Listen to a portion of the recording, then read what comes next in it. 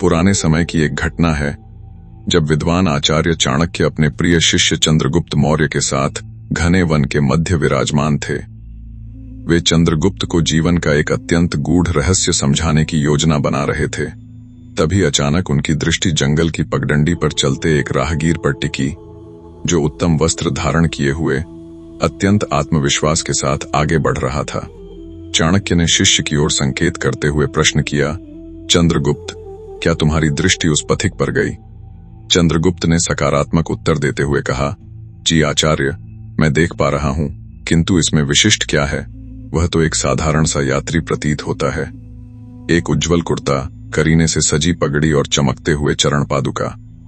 चंद्रगुप्त आगे बोले, गुरुदेव, उसके परिधान अत्यंत सुंदर हैं, जिससे वह किसी कुलीन और भद्र पुरुष जैसा जान पड़ता है। संभवतः वह किसी संपन्न परिवार का हिस्सा है। उसके चलने के ढंग से आभास होता है कि वह कोई प्रतिष्ठित धनवान व्यक्ति या बड़ा व्यवसायी होगा। मेरा अनुमान है कि वह किसी आदरणीय कुल से संबंध रखता है। आचार्य ने पुनः जिज्ञासा प्रकट की, अच्छा, तो क्या केवल उसे देखकर तुम यह निश्चित करोगे कि उससे कैसा व्यवहार करना है और उसके चरित्र के विषय में तुम्हारी क्या राय है? चंद्रगुप्त ने पूरे निश्चय के साथ कहा, गुरुदेव, उसके बाह्य स्वरूप से तो यही प्रतीत होता है कि वह एक विनीत और समृद्ध व्यक्ति है। वह किसी प्रतिष्ठित सदन का जान पड़ता है, अतः मैं उससे अत्यंत आदरपूर्वक मिलूंगा, शिष्टता से वार्तालाप करूंगा और उसे स्वयं के तुल्य मानूंगा। उसके वस्त्र ही प्रत्यक्ष प्रमाण हैं कि वह एक महत्वपूर्ण व्यक्तित्व है। अब चाणक्य के स्वर में गंभीरता आ गई। उन्होंने स्पष्ट किया, ठीक है चंद्रगुप्त, परंतु मैं तुम्हें सत्य से अवगत करा दूं कि वास्तव में वह किसी वैभवशाली परिवार से नहीं है और न ही कोई विख्यात व्यापारी है। वह तो मात्र एक सामान्य कृषक का पुत्र है, जो एक मांगलिक उत्सव में सम्मिलित होने हेतु श्रेष्ठ वस्त्र पहनकर निकला है। ये परिधान भी उसके स्वयं के नहीं बल्कि मांग कर लाए हुए हैं, किंतु उसने उन्हें बहुत ही सलीके से धारण किया है। स्मरण रहे, वस्त्र केवल देह को ढंकने का साधन मात्र नहीं होते, वे संसार के सम्मुख एक मनुष्य की छवि निर्मित करते हैं और समाज में उसका स्थान निर्धारित करते हैं। चाणक्य ने शिष्य को समझाते हुए कहा, चंद्रगुप्त, यदि कोई सम्राट भी फटे, पुराने और मलिन वस्त्र पहनकर छद्म वेश में नगर की गलियों में विचरण करे तो जनमानस उसे तनिक भी सम्मान नहीं देगा। इसके विपरीत, यदि कोई साधारण कलाकार हो और उसके वस्त्र भले ही उधार के हों, किंतु यदि वे स्वच्छ और व्यवस्थित ढंग से पहने गए हों, तो लोग उसे सम्मान की दृष्टि से देखते हैं और उसी के अनुरूप आदर प्रदान करते हैं। अर्थात एक तथ्य तो अकाट्य है कि जीवन में आपके पहनावे का आपके व्यक्तित्व पर गहरा प्रभाव पड़ता है। वे आपके सम्मान, आपकी छवि और आपके विचारों को एक स्वरूप प्रदान करते हैं। इसीलिए उत्तम और निर्मल वस्त्र धारण करना नितांत आवश्यक है। आज मैं तुम्हें इस विषय पर पूर्ण ज्ञान प्रदान करूंगा और प्रत्येक पक्ष को विस्तार से समझाऊंगा। सादर प्रणाम मित्रों, इस मंच पर आपका हृदय से अभिनंदन है। आज का यह वृत्तांत अत्यंत विशेष है, अतः आपसे निवेदन है कि इस प्रस्तुति को अंत तक अवश्य देखें, धैर्य बनाए रखें और टिप्पणी अनुभाग में हमें यह अवश्य सूचित करें कि आप भारत के किस प्रांत से यह वीडियो देख रहे हैं। देखो, एक शिक्षक के वस्त्र भिन्न होते हैं, सादे, सौम्य और ज्ञान की आभा लिए हुए। एक सम्राट के परिधान अलग होते हैं, विशाल रत्नों से जड़ित, जो शक्ति और प्रभुत्व का बोध कराते हैं। एक योद्धा की वेशभूषा भिन्न होती है, दृढ़, रणभूमि के अनुकूल, जो अनुशासन और शौर्य की परिचायक होती है। तात्पर्य यह है कि जीवन की प्रत्येक भूमिका और प्रत्येक व्यक्तित्व को विशिष्ट पहचान देने हेतु वस्त्रों का स्वरूप बदल जाता है। यह एक अलग विषय है, किंतु यह निश्चित है कि सामान्य जीवन में मनुष्य जैसा पहनावा रखता है, समाज उसके साथ वैसा ही आचरण करता है। लोग उसी मापदंड से उसका आकलन करते हैं, उसी दृष्टि से उसे परखते हैं और उसी भाव से उसके साथ व्यवहार करते हैं। इसलिए सर्वप्रथम यह गांठ बांध लो चंद्रगुप्त, यह आवश्यक नहीं कि तुम बहुत अधिक भड़कीले, विचित्र या अत्यधिक बहुमूल्य वस्त्र पहनने लगो। नहीं, मात्र इतना पर्याप्त है कि तुम्हारे परिधान स्वच्छ हों, व्यवस्थित तरीके से पहने गए हों और तुम्हारे व्यक्तित्व के अनुकूल हों। बस यह लघु सी लगने वाली बात जीवन में क्रांतिकारी परिवर्तन लाती है और आज के इस उपदेश में मेरा मुख्य लक्ष्य तुम्हें यही बोध कराना है। इसका प्रथम और सबसे प्रधान लाभ है, आत्मसम्मान एवं अनुशासन। चंद्रगुप्त, तुम स्वयं विचार करो, यदि कोई व्यक्ति अत्यंत मलिन, फटे हुए और गंदे वस्त्रों में लिपटा हो और वह उसी अवस्था में किसी सभा, समाज या गोष्ठी में उपस्थित हो जाए, तो उसके भीतर कितना आत्मविश्वास शेष रहेगा? वह कितनी दृढ़ता से अपनी बात कह पाएगा? वह निरंतर अपने वस्त्रों की कमियों को छिपाने का यत्न करेगा। उसका सबसे महत्वपूर्ण गुण आत्मसम्मान उसी क्षण खंडित हो जाएगा। अब दूसरी ओर तुम स्वयं कल्पना करो, एक व्यक्ति सुसज्जित, नवीन, उज्जवल और पूर्णतः व्यवस्थित वस्त्रों में सीना तानकर, नेत्रों में उत्साह लिए मार्ग या सभा में भ्रमण कर रहा है। उसके पैरों में स्थिरता है, वाणी में गंभीरता है और मुखमंडल पर एक अपूर्व ओज है। वह प्रत्येक बात पूर्ण विश्वास से कहता है, क्योंकि उसके वस्त्र ही उसके भीतर ऊर्जा का संचार कर रहे हैं। वे उसे प्रसन्न, गौरवान्वित और पूर्ण स्वाभिमान से भर रहे हैं। अब बताओ चंद्रगुप्त, इन दोनों स्थितियों में कितना अंतर है? यद्यपि दोनों मनुष्य शारीरिक बनावट में समान हो सकते हैं, किंतु वस्त्रों ने उनके आंतरिक स्वरूप को पूर्णतः रूपांतरित कर दिया है। मलिनता का अनुभव मनोबल को धराशायी कर देता है। व्यक्ति जो विचार व्यक्त करना चाहता है, वह कर ही नहीं पाता। लोग उसे देखकर उपहास करते हैं, उसकी उपेक्षा करते हैं या उसे पूरी तरह अनदेखा कर देते हैं। वास्तव में हर व्यक्ति भीतर से स्वच्छ वस्त्र ही धारण करना चाहता है। यही प्रकृति का विधान है। दूसरी बात यह है कि श्रेष्ठ, निर्मल और व्यवस्थित वस्त्र पहनना कोई आडंबर नहीं, बल्कि यह स्वयं के प्रति दर्शाया गया प्रथम आदर है। यह आत्म मूल्य की जड़ों को पुष्ट करता है। जब तुम स्वयं को महत्व दोगे, तभी यह जगत तुम्हें महत्व प्रदान करेगा। इससे आत्मविश्वास स्वतः ही बढ़ जाता है। जब तुम सलीके से सज्जित होते हो, वस्त्र साफ और इस्त्री किए हुए, जूते चमकते हुए, केश संवरे हुए, तो तुम्हारे मस्तिष्क को एक स्पष्ट संकेत प्राप्त होता है। तुम्हारी दृष्टि सामने स्थिर हो जाती है और चेहरे पर स्वतः ही मुस्कान आ जाती है। तुम्हारे वार्तालाप में एक नई प्रगाढ़ता आती है, शब्द स्पष्ट निकलते हैं, स्वर में दृढ़ता होती है और तुम्हारी उपस्थिति में एक आकर्षण आ जाता है। यह आत्मविश्वास प्रथम प्रभाव, फर्स्ट इंप्रेशन को अत्यंत शक्तिशाली बनाता है। यह संसार का शाश्वत नियम है कि लोग तुम्हारी बातों को सुनने से पूर्व तुम्हें देखते हैं। तुम स्वयं सोचो चंद्रगुप्त, यदि तुम्हें किसी संबंध हेतु जाना हो, कोई बड़ी व्यापारिक डील करनी हो या किसी विशिष्ट व्यक्ति से भेंट करनी हो, तुम पूर्ण आत्मसम्मान और अगाध आत्मविश्वास से ओतप्रोत हो। तुम्हारा संपूर्ण व्यक्तित्व एक संतुलित और सुदृढ़ ऊर्जा का प्रसार कर रहा है।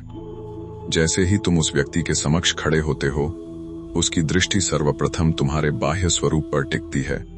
वह यह अवलोकन करता है कि यह व्यक्ति स्वयं को लेकर कितना गंभीर है। उसके नेत्रों में तुम्हारा वह अटूट विश्वास और उत्साह स्पष्ट झलकता है। वह विचार करता है कि यह पुरुष प्रमादी नहीं है, यह स्वयं का प्रबंधन करना जानता है, इसकी बात सुनने योग्य है। वह प्रभाव इतना अमिट होता है कि पश्चात में वह तुम्हारे विचारों को अधिक गंभीरता से स्वीकार करता है, तुम्हें अधिक अवसर प्रदान करता है और तुम्हारे साथ अत्यंत आदर से पेश आता है। अब इसके विपरीत परिस्थिति सोचो, यदि तुम वही व्यक्ति हो किंतु वस्त्र मैले, फटे और अस्ते व्यस्त हैं। तुम कितना भी आत्मविश्वास प्रदर्शित करने का प्रयास करो, कितनी भी ओजस्वी वाणी में बोलो, सामने वाला व्यक्ति पहले ही तुम्हें कम आंक लेगा। उसका ध्यान तुम्हारे कपड़ों की कमियों पर अटका रहेगा और वह सोचेगा, यह व्यक्ति जब स्वयं को महत्व नहीं देता, तो यह मेरे लिए कितना महत्वपूर्ण सिद्ध हो सकता है।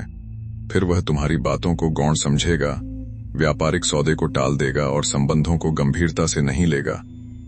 उस प्रथम प्रभाव ने ही सारा खेल बिगाड़ दिया। चंद्रगुप्त, अब चतुर्थ लाभ श्रवण करो, मानसिक स्पष्टता, अनुशासन और संतुलन। यह लाभ बाह्य से अधिक आंतरिक है, किंतु बाहरी सज्जा ही अंतर्मन को परिवर्तित कर देती है।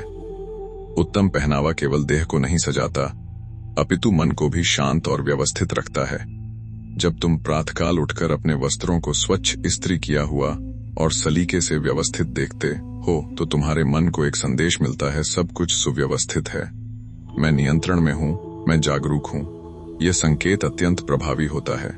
इसके उलट सोचो, यदि तुम्हारे परिधान बिखरे पड़े हैं, वस्त्रों पर दाग हैं, उनमें सिलवटें हैं और जूते धूसरित हैं, तो जैसे ही तुम दर्पण में स्वयं को देखते हो, मन में एक व्याकुलता उत्पन्न हो जाती है, विचार तितर बितर हो जाते हैं।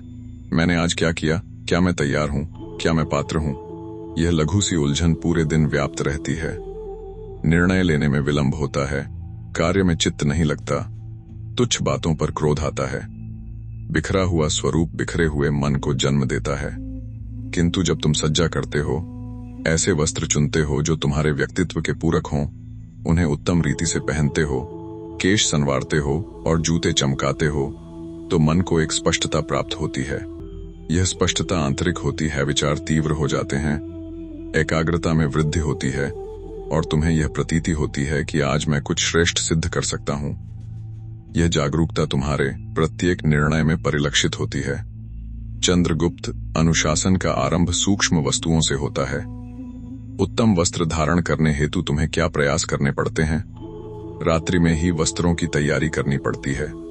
प्रातः उठकर उन्हें इस्त्री करना होता है।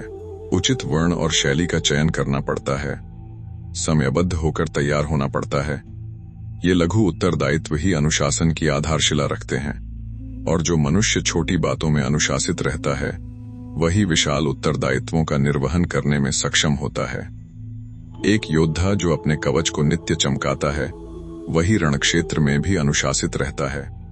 एक सम्राट जो अपने राजकीय वस्त्रों पर ध्यान देता है, वही राज्य की व्यवस्था पर भी दृष्टि रखता है। यह संतुलन केवल मस्तिष्क का नहीं, अपितु समग्र जीवन का होता है। जब मन संतुलित होता है, तो भावनाएं भी स्थिर रहती हैं। न अत्यधिक क्रोध, न अत्यधिक विषाद। तुम्हारे निर्णय तर्कसंगत होते हैं, तुम्हारी वाणी स्पष्ट होती है, लोग तुम्हारी संगति में शांति का अनुभव करते हैं, और यही प्रशांत भाव तुम्हें औरों से पृथक करता है। एक समय मैंने एक ऐसे युवक को देखा जो अत्यंत मेधावी था, किंतु सदैव अस्ते व्यस्त वस्त्रों में रहता था। उसका मन निरंतर दुविधा में रहता था और वह छोटी बातों पर झुंझला जाता था।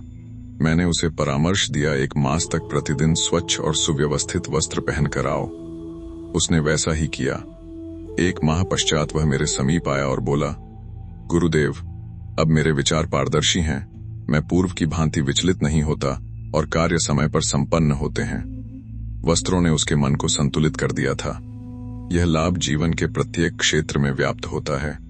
शिक्षा में एकाग्रता बढ़ती है, कर्म में उत्पादकता आती है, संबंधों में धैर्य का संचार होता है और तनाव कम होने से स्वास्थ्य भी उत्तम रहता है। अब 5वां और अंतिम लाभ सुनो, सकारात्मक ऊर्जा और श्रेष्ठ अवसरों का आकर्षण। जब तुम स्वयं को सम्मान देते हो, सुंदर वस्त्र पहनकर और स्वयं को तैयार करके, तो तुम्हारी संपूर्ण ऊर्जा संतुलित हो जाती है। यह ऊर्जा एक चुंबकीय शक्ति की भांति कार्य करती है। लोग अकारण ही तुम्हारी ओर आकर्षित होने लगते हैं, क्योंकि वे तुम्हारे भीतर एक सकारात्मक, सशक्त और जागरूक चेतना का अनुभव करते हैं। यह ऊर्जा बाहर से नहीं, भीतर से प्रस्फुटित होती है। जब तुम स्वयं से कहते हो, मैं महत्वपूर्ण हूं, मेरा दिन मूल्यवान है, मैं असावधान नहीं हूं, तो यह भाव तुम्हारे मुखाकृति, तुम्हारी दृष्टि और तुम्हारी चाल में दृष्टिगोचर होता है। लोग इसे महसूस करते हैं। वे विचार करते हैं, यह व्यक्ति कुछ महान करने की क्षमता रखता है, इसके साथ जुड़ना हितकारी होगा। अतः अवसर स्वतः ही निर्मित होने लगते हैं। कोई व्यवसाय का प्रस्ताव प्राप्त होता है, कोई श्रेष्ठ मित्र मिल जाता है, या किसी साझेदारी का मार्ग प्रशस्त हो जाता है। तुम्हें पृथक से भाग दौड़ की आवश्यकता नहीं पड़ती, क्योंकि तुम्हारी आभा ही सब कुछ आकर्षित कर लेती है। और सबसे मुख्य बात यह है कि तुम जीवन को अधिक जागरूकता और उत्तरदायित्व के साथ जीने लगते हो। प्रत्येक दिन को तुम सहजता में नहीं लेते। तुम विचार करते हो, यह दिवस मुझे एक ही बार प्राप्त हुआ है, मैं इसे व्यर्थ नहीं जाने दूंगा। यह बोध तुम्हें तुम्हारे लक्ष्यों की ओर ले जाता है। तुम प्रमाद त्याग देते हो और अनुशासन को अंगीकार करते हो। आत्मविश्वास से प्रथम प्रभाव सुदृढ़ होता है, सुदृढ़ प्रभाव से मानसिक स्पष्टता और अनुशासन में वृद्धि होती है। स्पष्टता और अनुशासन से सकारात्मक ऊर्जा का संचार होता है, और सकारात्मक ऊर्जा से श्रेष्ठ अवसर आकर्षित होते हैं। यह एक ऐसा चक्र है जिसका आरंभ मात्र अच्छे वस्त्रों से होता है। एक लघु सी आदत नित्य स्वयं को स्वच्छ और सुसज्जित रूप से तैयार कर, ना तुम्हारे संपूर्ण जीवन की दिशा परिवर्तित कर सकती है।